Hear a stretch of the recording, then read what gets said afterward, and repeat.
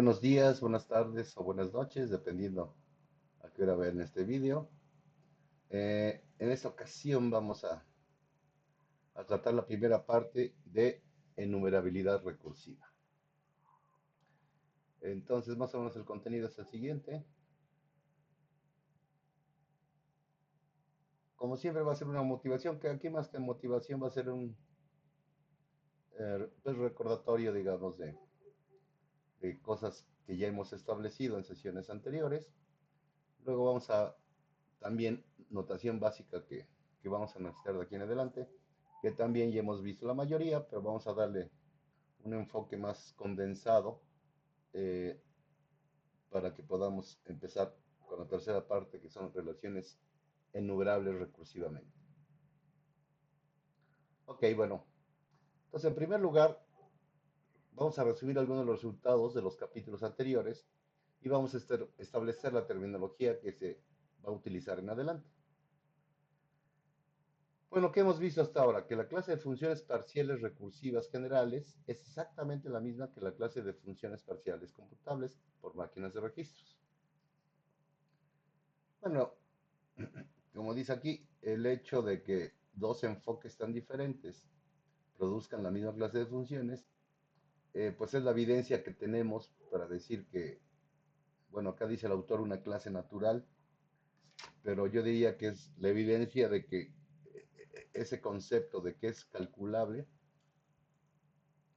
eh, realmente es el que es calculable, es decir, no importa eh, el formalismo que usemos para describir eso que entendemos por calculable intuitivamente, pues es lo que realmente los diferentes enfoques nos llevan al mismo lugar, es la misma clase de funciones, por lo tanto, pues es un buen indicio de que todas ellas cumplen la hipótesis de Church-Turing. Se llama hipótesis porque no se puede demostrar matemáticamente, ¿verdad? Pero todos los enfoques con los cuales se ha tratado ese concepto de computabilidad o calculabilidad, pues nos llevan exactamente, son equivalentes entre ellos. Entonces, bueno, eso quiere decir que por donde lo busquemos no vamos a poder hacer más. Bueno, los miembros de esta clase se van los vamos a llamar funciones parciales computables o funciones parciales recursivas.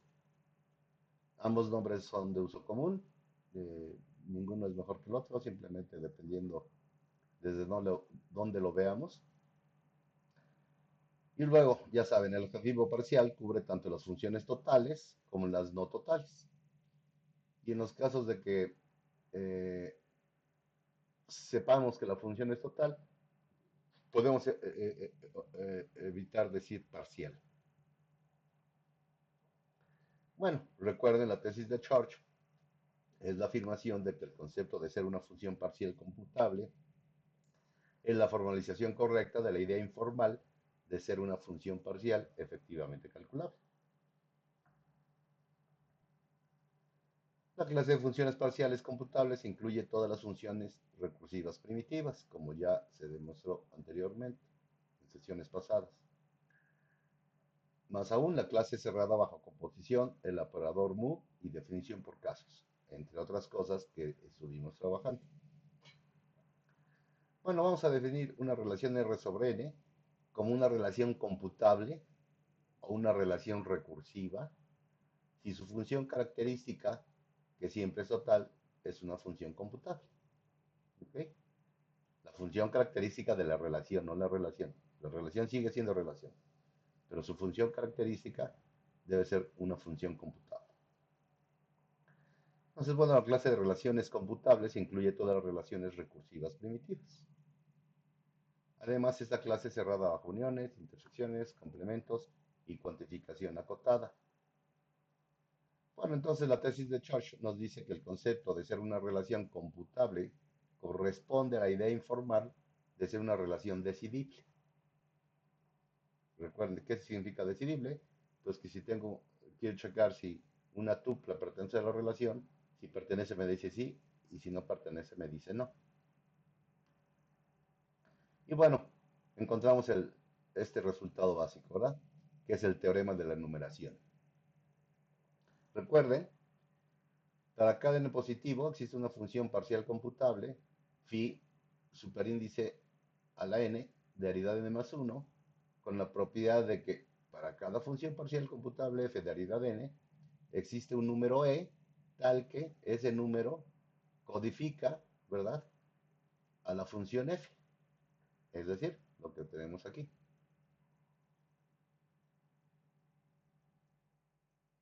Tarán, ajá. Pues sí, recuerden, esta era esa función universal, ¿verdad?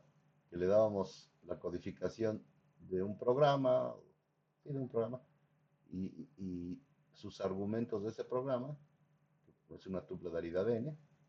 Entonces, lo que hace ese programa, bueno, lo que hace phi es ejecutar ese programa sobre su entrada. Y eso debe ser exactamente f de x, esa función que es computable, parcial y computable. Entonces, eso de acá es muy importante, ¿verdad? Eh, Esa es la función, vamos a decirlo así, matemática f de x, lo que queremos calcular, la suma, el producto, lo que sea. Y esto es el aparato uh, formal que estamos construyendo para que mediante cualquier, piensen en un programa de máquina de registros, va a calcular esa función. No es la función matemática, sino es la codificación. No se espanten, pues eso es normal, ¿verdad? Ustedes cuando hacen un programa en cualquier lenguaje de programación que sea de su agrado, este, ese es ese programa, ¿verdad? Se lo pasan a un compilador, el cual el compilador a la vez se lo pasa al sistema operativo, lo puede ejecutar y va a calcular esa función. No es la función, es el programa con el cual calculan la función. Bueno, recuerden, igual tiene el significado habitual. Ambos lados no están definidos o ambos lados están definidos y son iguales. Ok. Luego veíamos, si se acuerdan la vez pasada, veíamos le íbamos a dar un significado a un programa.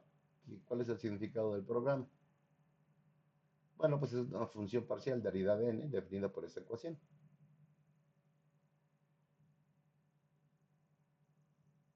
Ups, aquí no quiere. Bueno, no importa. Por esta ecuación de acá. Eh, ¿Qué dice? Ese significado nos va a permitir, de nuevo, acá, fíjense acá de nuevo. Este es el phi, es la función universal que ejecuta funciones codificadas mediante E y se las aplica a funciones de aridad n y se las aplica a la tupla de aridad n.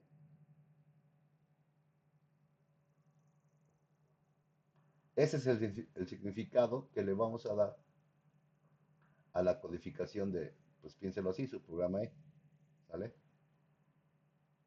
Y bueno, ese significado, ya que tenemos ese significado, podemos obtener una enumeración completa de todas las funciones parciales computables de aridad n. Recuerden, E está codificado. ¿No? Eh, como vimos la vez anterior. Acuérdense, a cada instrucción de nuestra máquina de registros, lo codificamos como un par, ¿verdad? Entonces, bueno, esa codificación que utilizamos números primos para lograrla, pues nos permite enumerar a todas las funciones parciales computables de aridad n. Bueno, como ya saben, cuando n es igual a 1, pues omitimos el paréntesis, ¿vale? Entonces, para eso nos sirve, para enumerar. A ver, permítanme. Ok. Luego, ¿qué hacíamos? ¿Se acuerdan la vez pasada? definíamos la función parcial diagonal. Decíamos, ¿qué hace d de x? Pues lo que hace es, su argumento lo ve como la codificación de un programa y se lo aplica al argumento, a sí mismo. Y le sumamos 1. Espero que recuerden qué pasó, pero si no, no importa, ahorita vamos a ver. Bueno, esa es una función parcial computable de aridad 1 y su dominio es el conjunto K de los X, tales que el significado de la codificación de una función o de un programa X aplicado a sí mismo converge. Entonces recuerden, esta K la vamos a estar usando mucho esta vez. Va a aparecer muchas veces aquí. Y bueno, acuérdense de la función diagonal. Entonces K es el dominio de la función diagonal. ¿Vale? Bueno, más o menos. Porque acá la función diagonal estamos sumando 1 y acá nada más pedimos que converja sin el sumarle 1. ¿Ok? Entonces digamos que el dominio K es el dominio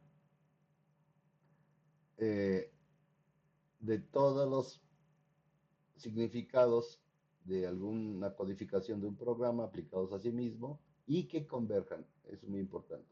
Que converjan. Recordemos acá. Bueno, como D es una función diagonal parcial computable, entonces pues debe de tener un índice, ¿vale? Es decir, debe eh, en esta numeración que obtuvimos acá, debe de corresponderle un índice.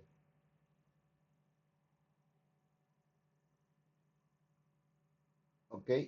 Entonces, es decir, debe, el significado de x aplicado a sí mismo más 1, pues por definición es d de x, ¿verdad? Acá está la definición.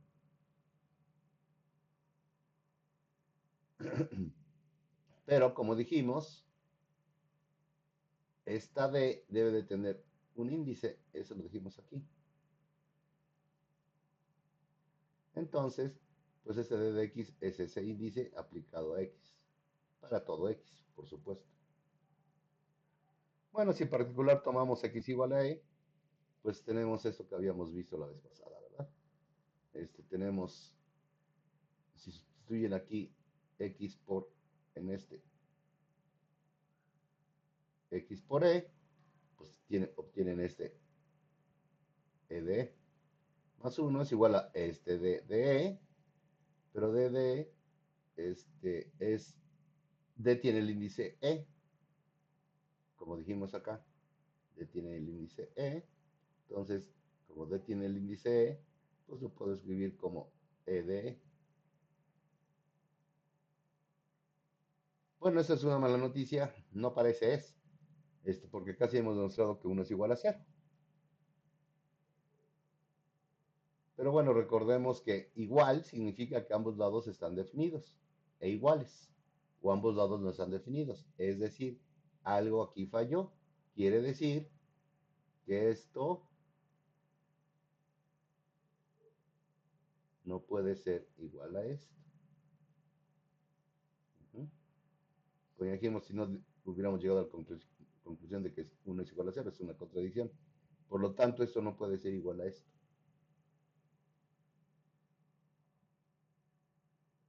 Bueno, entonces tenemos el teorema este. La función diagonal D no tiene extensión a una función total computable. Es decir, no existe una función total computable f con la propiedad de que siempre que d de x esté definida, entonces hay una función computable que coincida con d de x, con la función diagonal.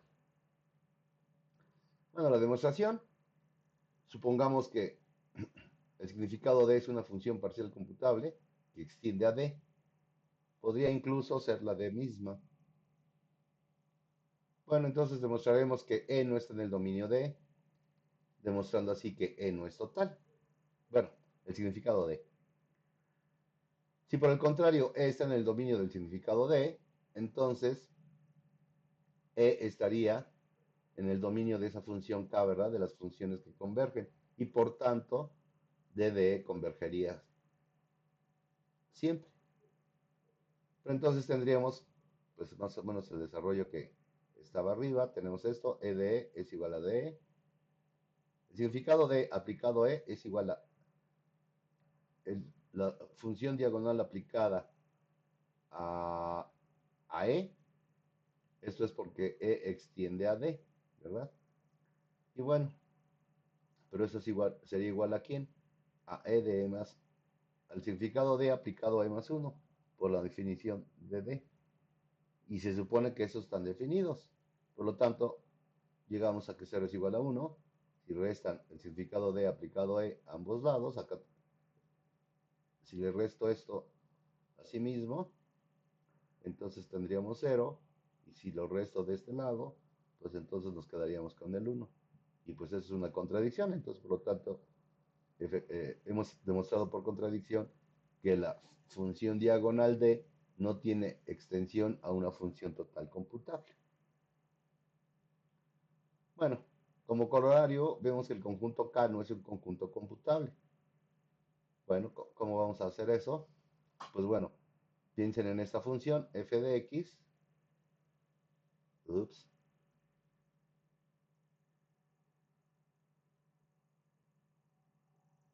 Eh, Acá chistoso, se ve distinto. Ok. Bueno, esta función f de x igual a d de x si x está en K. Y 0 si x no está en K. Acuérdense que K era el dominio de todas las funciones que aplicadas, su código su argumento visto como una codificación aplicada a ese mismo argumento, convergían. Entonces ya vimos que esto no existe. Bueno, no existe esa función. Sí existe la función diagonal, pero pensar que sea computable, sí existe, está bien definida, pero pensar que es computable, este, pues no es cierto. Ya vimos que no es cierto.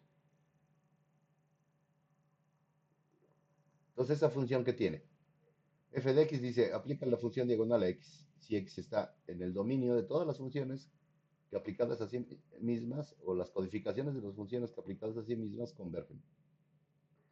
Y si no es así, si x no está, no es de esas funciones que vistas como sus argumentos vistos como código aplicados a sí mismo convergen, entonces le ponemos cero. Bueno, eso sería una extensión total de D y por lo tanto no es una función computable. Pero si K fuera un conjunto computable, entonces F habría sido una función computable, por definición por casos. Este caso está bien definido, sí. Si fuera computable, pues estaría bueno.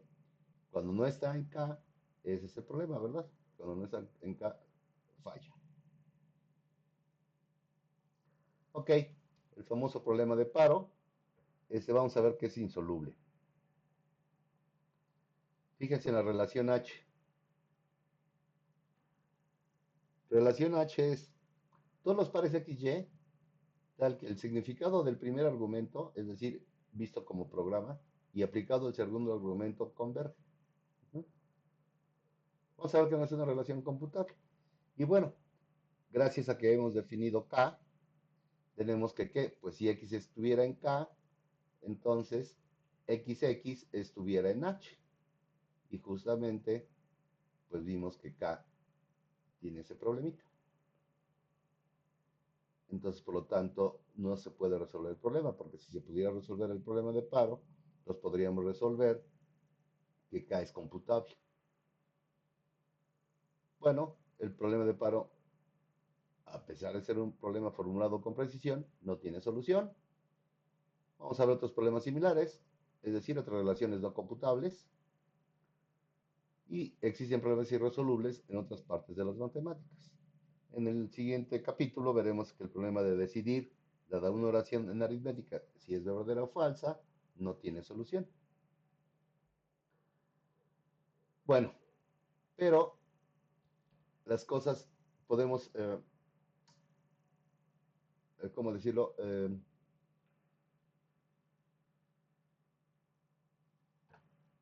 Podemos conformarnos con menos que este todo que nos gustaría, ¿no? Con el que empezamos. Por ejemplo, la función diagonal, el problema de paro, son cosas que no se pueden resolver, pero sí que sí podemos resolver, que también, como ustedes bien saben, pues es útil.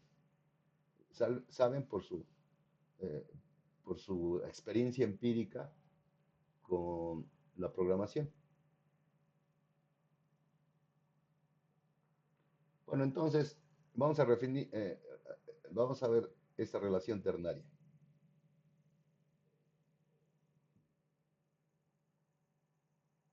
Son las ternas x, y, t, tal que, de nuevo,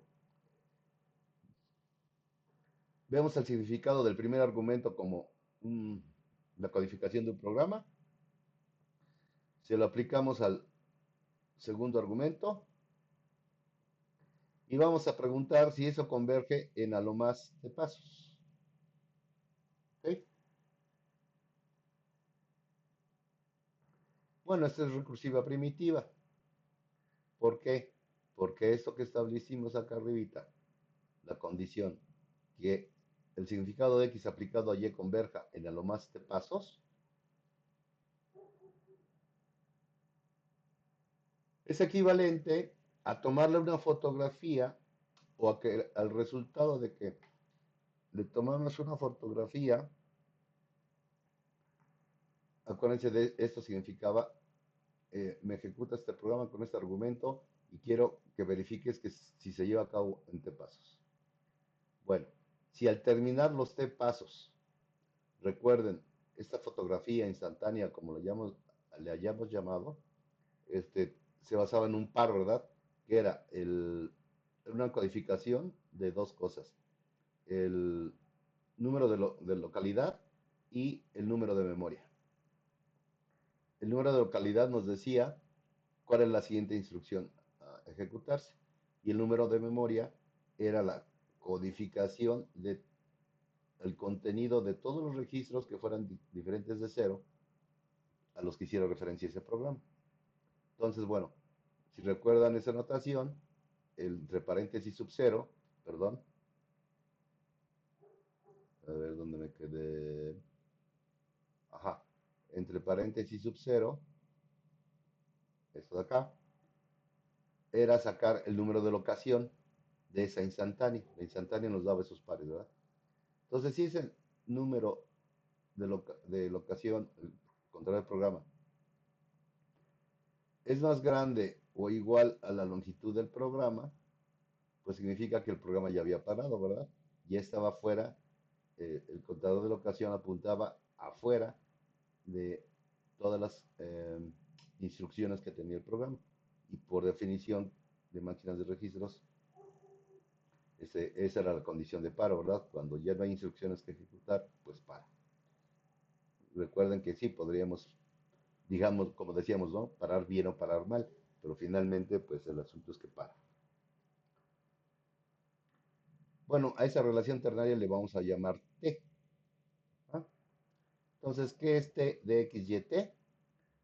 Pues es equivalente a que el significado de el programa codificado mediante X aplicado al argumento Y converja en a lo más T pasos, que es lo mismo que pues, establecíamos ahí arriba, ¿verdad? Es equivalente a que a la instantánea, tomemos una instantánea en la ejecución del programa y resulta que al término de los T pasos, esa instantánea, el contador de locación o de localidad o el program counter, como quieran llamarle, o contador de programa, apunte a una no instrucción.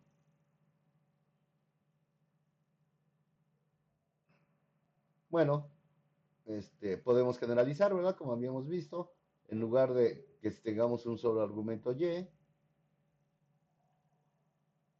podemos tener una tupla, ¿verdad? Entonces este se volvería una tupla de aridad n más 2 y las mismas condiciones de arriba, ¿verdad? Nada más que ahora todo extendido. ¿Ok? A ver cómo es esto. Este n, pues es la aridad de la tupla, el programa aplicado a una tupla de aridad n, y pues aquí está y el asunto es que converjan a los más de pasos. Y bueno, acuérdense que también habíamos generalizado Snap para la misma situación. Y bueno, si recordarán, vimos que esa relación es recursiva primitiva. También desde la vez pasada comentamos que eso estaba muy relacionado con el predicado T de Klein. No lo vamos a ver, pero los invito a que les gane su curiosidad y busquen, pregunten pregúntenle a ChatGPT o en la web qué es el predicado T de Klein y por qué es importante. Digamos que se los dejo como, pues eso, como reto de que les dé curiosidad, por qué es tan importante y por qué hemos mencionado algunas veces el predicado T de Klein. Bueno, como dice acá el conjunto K, aunque no es computable, pues no es del todo malo. Aunque carecemos de un procedimiento de decisión para él, y eso es lo bueno, sí contamos con un procedimiento de aceptación. Ujú. Este, ok. Es decir, si sí está un elemento en K, entonces nos va a decir que sí. Si no está, ya nos amolamos, porque no sabemos si nada más le tenemos que dar un poquito más de tiempo para que decida, o pues si no está, pues nunca va a decidir, pero no lo sabemos de antemano. O sea, pasa el tiempo y no sé si esté y se esté tardando en encontrar la respuesta o no está y definitivamente nunca se detendría, pararía, como quieran. Ajá. ¿Cuál es la función semicaracterística de K? Acuérdense, la función semicaracterística de cualquier relación le llamamos C minúscula, subíndice de la relación, tal que aplicado a X nos da lo que les acabo de decir. 1 si X está en K. Y diverge o nunca para si X no está en K. Y bueno, es computable esta función parcial porque pues CK de X lo podemos escribir sucintamente así. 0 por el mínimo t, tal que X de XT más 1, ¿no? Entonces, si esto, el mínimo t nos dice en cuántos pasos me llevo a aplicar el programa codificado por X a X. Y bueno, le sumo 1. ¿Sale? De tal manera que eh, si X está en K, esto va a ser verdadero. Y bueno, ahí sería este, 0, ¿verdad? Por el producto, pero por eso le estoy sumando 1. Obviamente, si no está en K, esto nunca lo encontraría, ¿verdad? Ah, no, perdón, en T paso simplemente, sí, nos dice sí, sí. Porque T es en a lo más T pasos. Ok, entonces aquí estamos frotando el hecho de que el producto este, que ya hemos mencionado, no está definido a menos que ambos factores estén definidos. Entonces, a pesar de que K no es un conjunto decidible, es al menos semidecidible. ¿Okay? Y bueno, vamos a hablar de muchos conjuntos semidecidibles en esta sesión y la que sigue. Bueno, ¿cómo vamos a caracterizar a los conjuntos semidecidibles? Bueno, nos dice para una relación R de aridad M sobre los naturales, las siguientes condiciones son equivalentes. La función semicaracterística de R, así como hicimos con K, es 1 si X está en R. Y diverge si X no está en R. Bueno, es una función parcial computable. Informalmente esta condición nos dice que tenemos un procedimiento de aceptación, solo de aceptación. Porque sí, cuando está, nos da un resultado. El problema es que cuando no está, pues no da nada. Entonces es reconocible. Ok. La otra es que R es el dominio de alguna función parcial computable. Está interesante. Dice, ¿cuándo sé si X está en R? Dice, bueno, pues si te buscas una relación computable, que sepas que es computable, de aridad m más 1, recuerden que acá R es de aridad m, entonces una función de aridad, una función Q de aridad m más 1, entonces dice X está en R, si hay algún Y, si existe algún Y, tal que esa relación con la tupla X y con ese Y, pues se cumple, ¿no? Entonces, noten, esta condición, fíjense bien, recuérdenla, la vamos a seguir usando. Vamos a decir que R es una relación sigma sub 1 si se cumple esta condición. ¿Cuál condición? Que cada X debe estar en R, si solo si existe un Y, tal que hay una relación de aridad 1 más que R, de tal forma que eh, eh, la tuple X más esa Y que debe de existir, pues sea válido, ¿no? O haga válida, sea miembro de la relación. Bueno, como dice aquí, podemos ver, pensar en Y como una evidencia de que X pertenece a R. Algunos autores también le llaman un testigo, evidencia o testigo. Y bueno, geométricamente podemos ver R como la proyección de la relación Q de el producto cartesiano de los naturales de m más 1 naturales a el producto cartesiano de solo m naturales. Y bueno, la cuarta condición es, bueno, pues podemos tener un solo testigo como acá, o puedo tener k testigos como acá. ¿Sale? Eh, ¿Qué ventaja nos da una a la otra? Pues no nos da ninguna ventaja, simplemente son cuestiones que usualmente se trabajan en matemáticas, que vemos que se cumple para ciertos, en este caso, para una relación de aridad 1 más, y se pregunta uno, naturalmente, si tenemos una relación de aridad m más k, ¿se seguirá cumpliendo? Pues sí, se sigue cumpliendo. Entonces, tenga un testigo, evidencia, como quieran llamarle, o tenga k evidencias o testigos, está bien. Son equivalentes las dos condiciones. Ok, la demostración. Como dice aquí, para demostrar la equivalencia de condiciones, vas a obtener cuatro implicaciones, formando un bucle. Uno implica dos implica tres implica cuatro y cuatro implica uno. Pero bueno, aquí el autor va a obtener seis. Dice, bueno, uno implica dos, está fácil porque R, y se fijan, R no es más que el dominio, es R de X, ¿sabe? De 2 a 1. La función característica del dominio de F aplicado a la tuple X, pues usamos la formulita de hace rato, ¿verdad? Hacemos 0 por F de X más 1.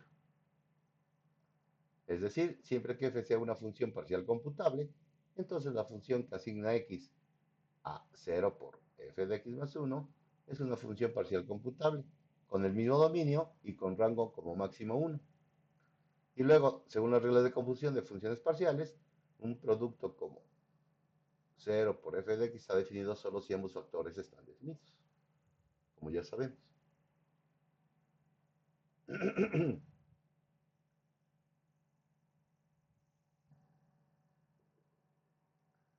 Dos implica 3. Supongamos que R es el dominio de la función parcial computable, el significado de aridad n, y aplicamos el teorema de la forma normal. Si se acuerdan, decía que x estaba en el dominio del significado de aridad n, si solo si existía un t tal que eh, la función de aridad, el significado de la función de aridad n aplicado a la tuple X convergía en alomas de pasos. ¿Vale?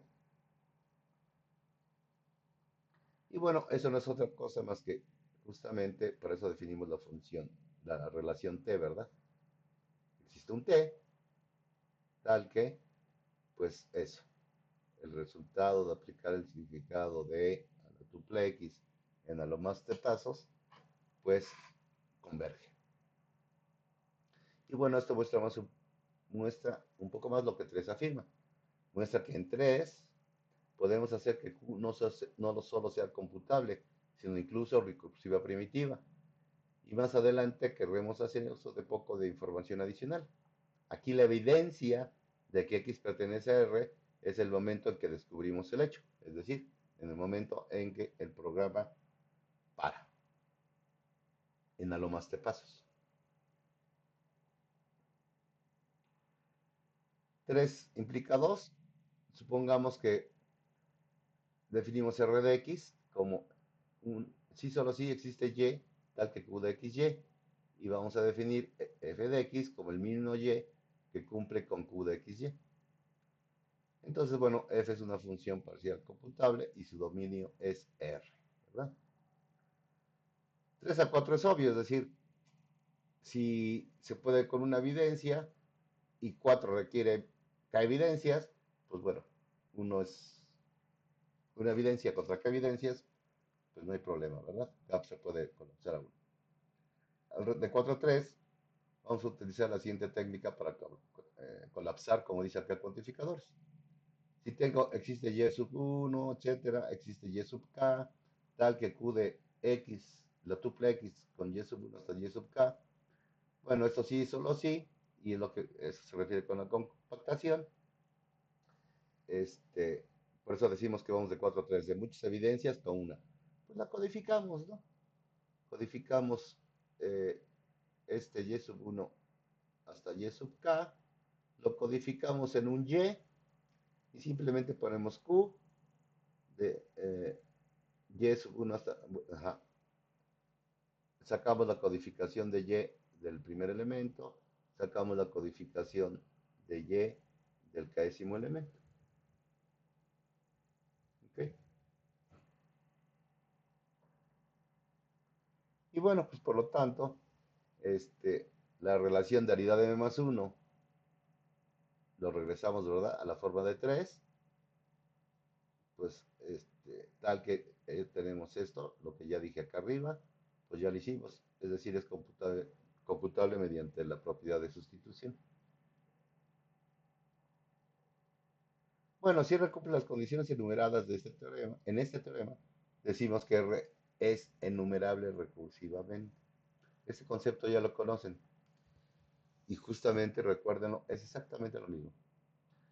Cuando hablamos de decíamos que un conjunto era, en lenguajes formales y autómatas, decíamos que un lenguaje es recursivo si existe una máquina de Turing tal que, dado cualquier elemento del lenguaje, nos puede decir si esa palabra está o no está en el lenguaje.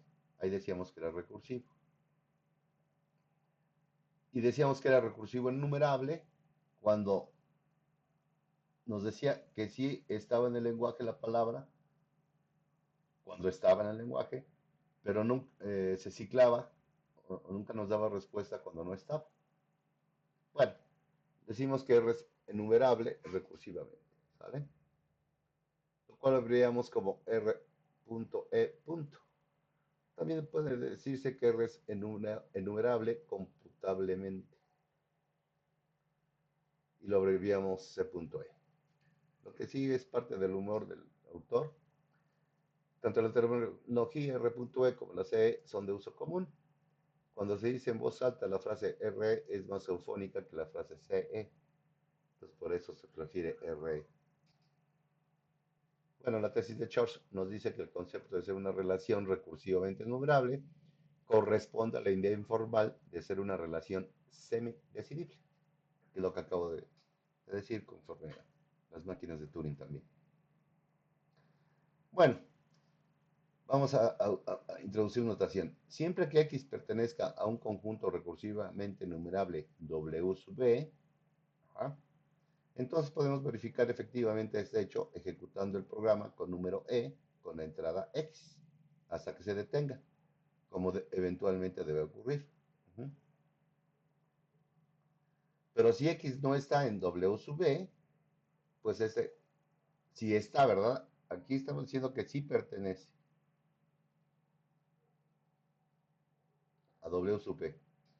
Pero si no está, este procedimiento se ejecutará para siempre, dejándonos esperando en vano una respuesta, sin estar seguros de si rendirnos o esperar un poco más, lo que les comentaba hace rato, lo que seguro en su curso de lenguajes formales y autómatas les comentaron. Bueno, por ejemplo, cualquier relación computable, y ahora conocemos muchas de ellas, ¿verdad? También es enumerable recursivamente. Más allá de eso, el conjunto K, acuérdense, el conjunto K es el conjunto de todos los X, tales que eh, el significado del programa codificado por X aplicado a X converge. Es un conjunto enumerable recursivamente. Y relación de paro H es una relación binaria enumerable recursivamente. ¿Mm? Es decir, son cosas semidecidibles, ¿verdad?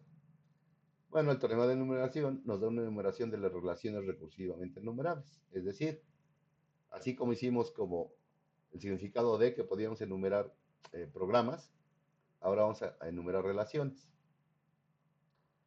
Bueno, más o menos. Vamos a definir este W sub B de aridad n como el dominio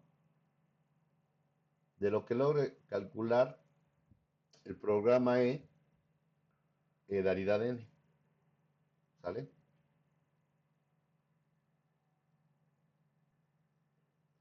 Y entonces vamos a obtener de esta manera una lista completa con repeticiones de todas las relaciones de aridad n enumerables recursivamente. Cuando n es igual a 1, pues no tenemos que poner el superíndice, simplemente dejamos la enumeración de W sub hasta W1, W sub 0, sub 1, W sub 2, etc. Pues es una lista completa de todos los conjuntos de números naturales enumerables recursivamente. Este de acá, ¿verdad? Porque la aridad no es n, es 1. Acá son relaciones y bueno, los conjuntos pues son relaciones de aridad 1, digámoslo así.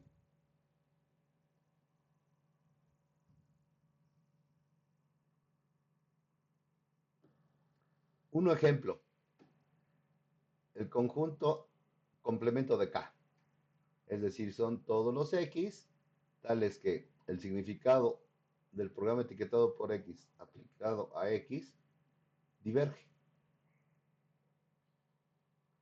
Bueno, es el complemento de un conjunto recursivamente enumerable. Al revés, enumerable recursivamente.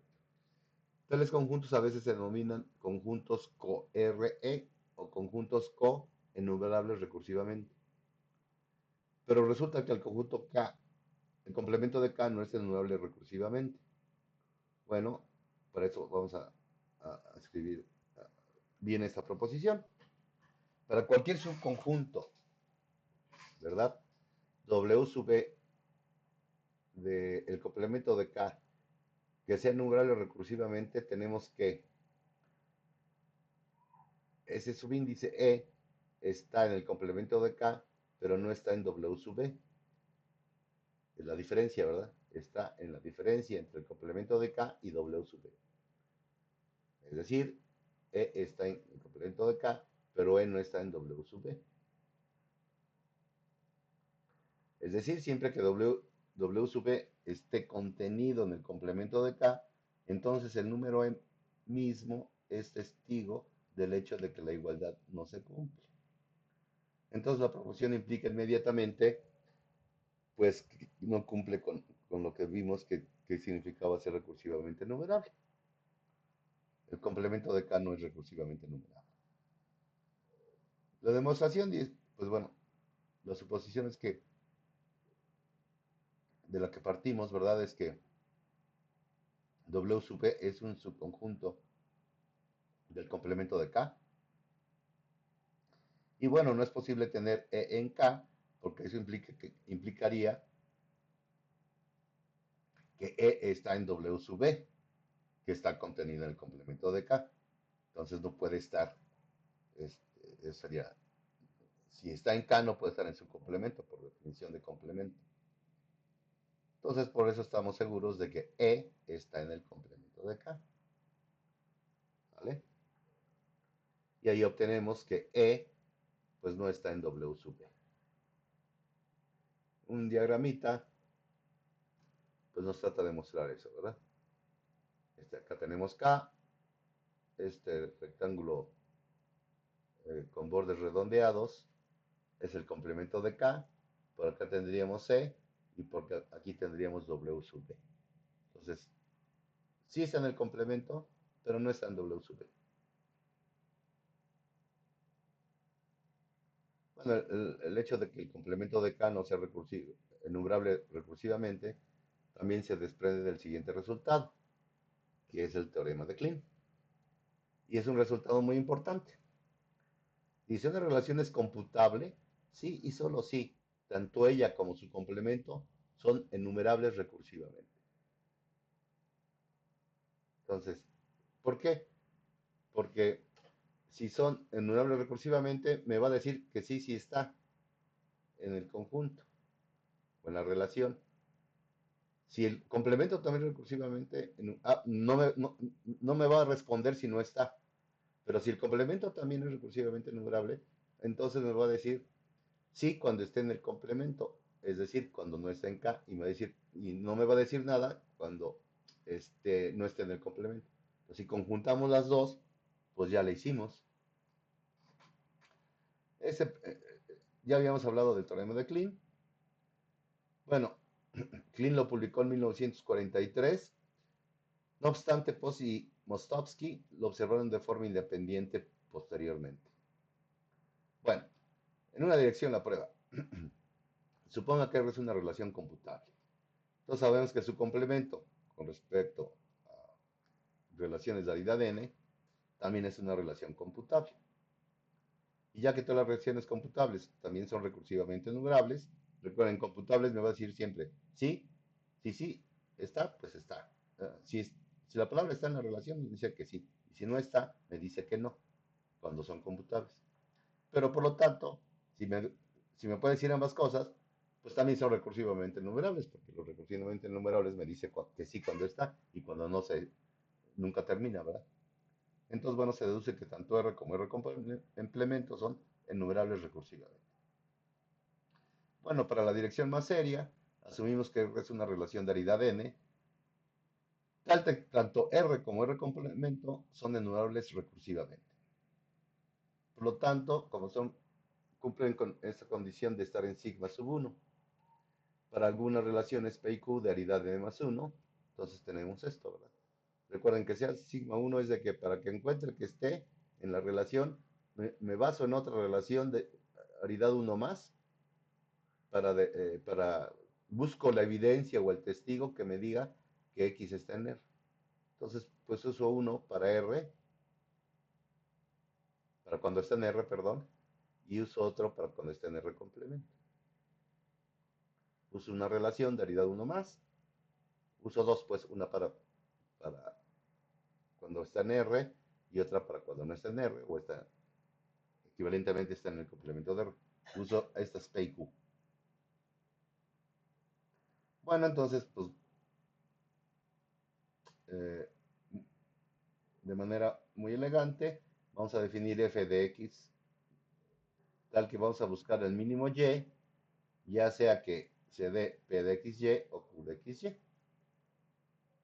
Así, f busca evidencia de una forma u otra, entonces f es computable y total, porque existe tal número y, porque una tupla puede estar, solo hay de dos, está en una relación o no está en una relación.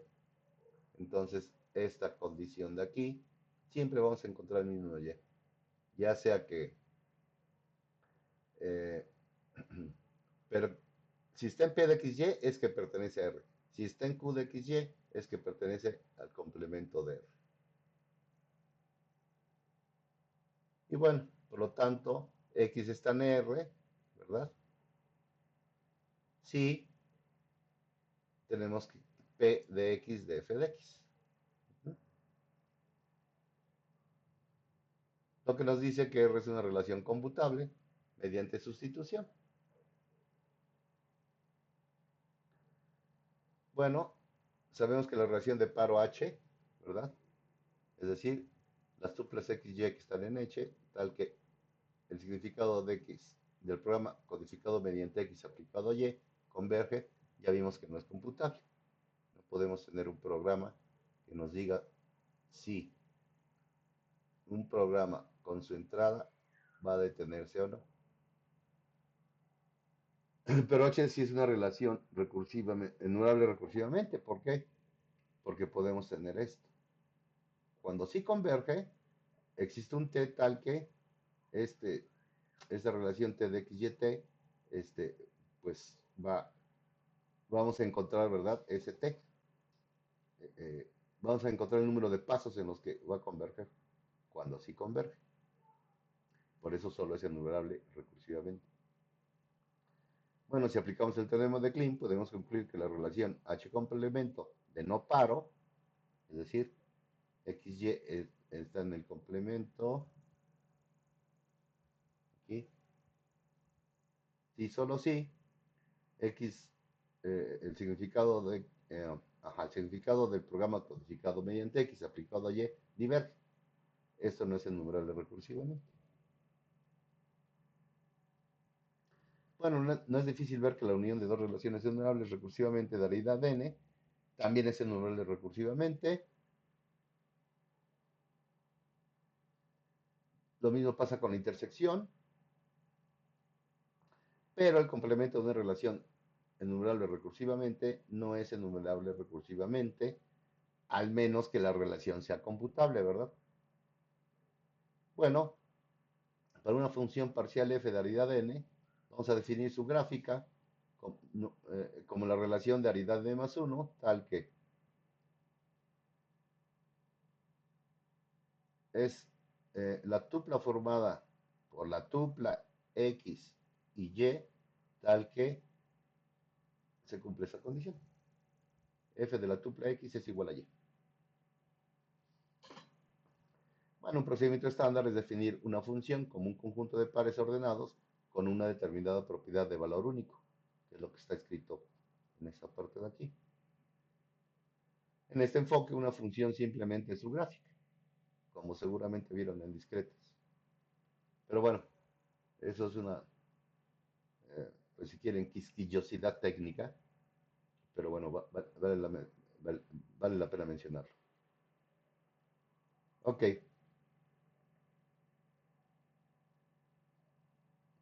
una función parcial es un teorema, una función parcial es una función parcial computable, si solo si su gráfica es una relación enumerable recursivamente. Bueno, observamos anteriormente que la gráfica de una función computable total es una relación computable. Esto puede fallar en el caso no total. Por ejemplo, la gráfica de la función característica del conjunto K es una relación semicaracterística, perdón, es una relación binaria no computable porque X está en K significa que el par X1 pertenece a la gráfica de la función característica de K. Bueno, en una dirección, supongamos que F es una función parcial cuya gráfica es la relación sigma sub 1, esta de aquí, XY,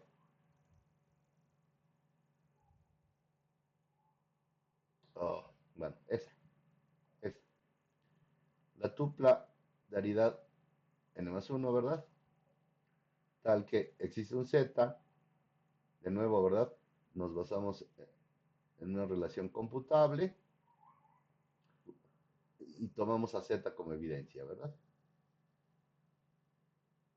Entonces, dada X, necesitamos una búsqueda bidimensional.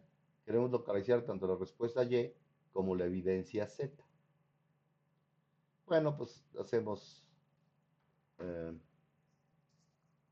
uso del operador mu para hacer la búsqueda y la dimensionalidad es fácil de manejar. Busco el mínimo T tal que R de esa tupla con T, ¿verdad? Sub 0 y T sub 1 y recupero el primero.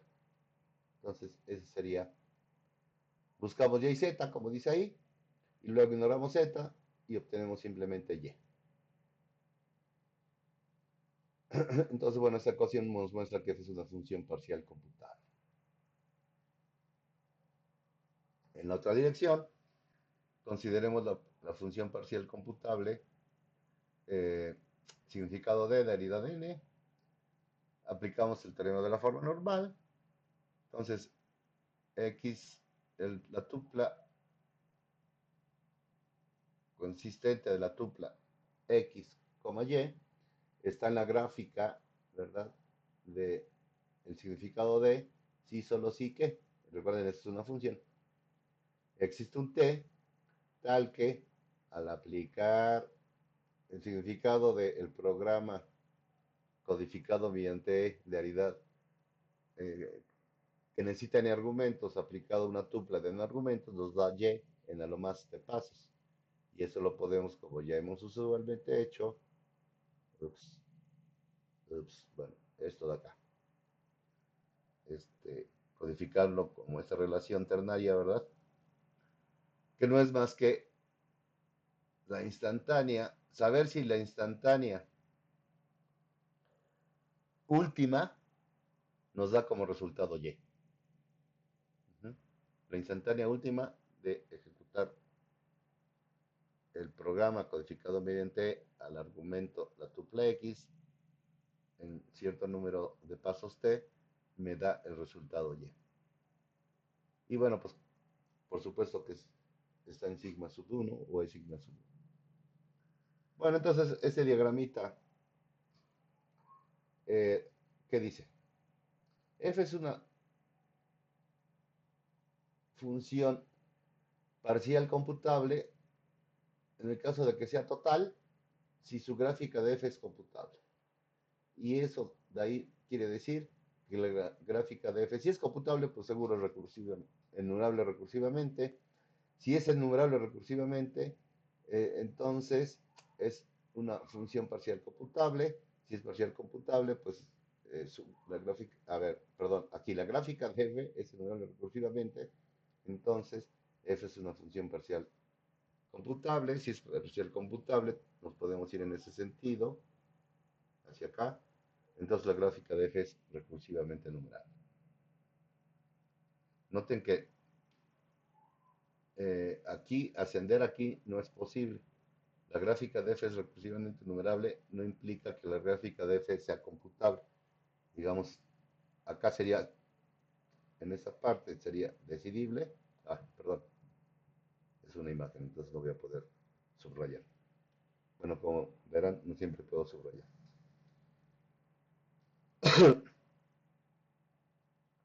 Bueno, es lo que dicen en la prueba anterior, hemos hecho uso del hecho este que les comentaba, ¿verdad? El programa, esa relación se cumple y el resultado, la última instantánea, me da como resultado y. Bueno, es una condición recursiva primitiva. Vimos que esto es recursivo primitivo, esto es recursivo primitivo. Es una condición recursiva primitiva sobre los parámetros e, x, t y y. Y pues significando esto, ¿verdad? El programa codificado. Ups, acá hay un error, perdón.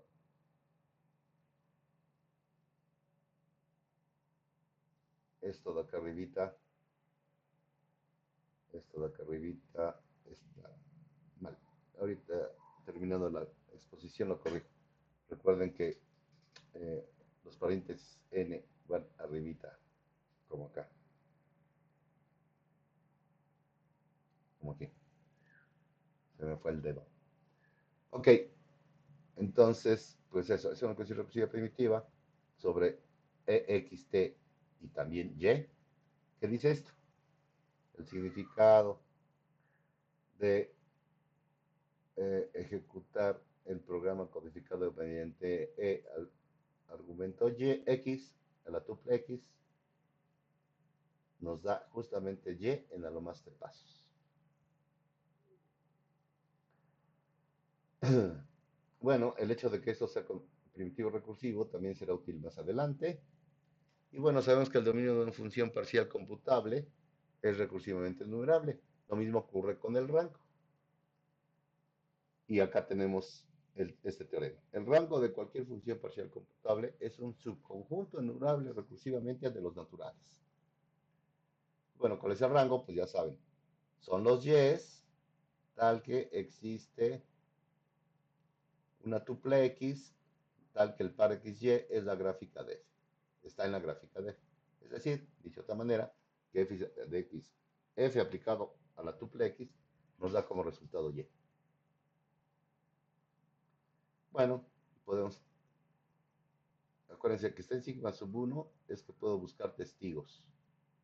Entonces, bueno, eh, esta relación sigma sub, la gráfica está en sigma sub 1 significa que eso, que hay una tupla constante de la tupla x con y, tal que existe un t, tal que encuentro el testigo, ¿verdad? El testigo t en este caso, donde es una relación computable. Entonces ya está en el rango de f, ¿sí? Y solo si existe un t y existe una tuple x y un t, tal que se cumple esto. Y bueno, eso muestra que el rango es recursivamente enumerable.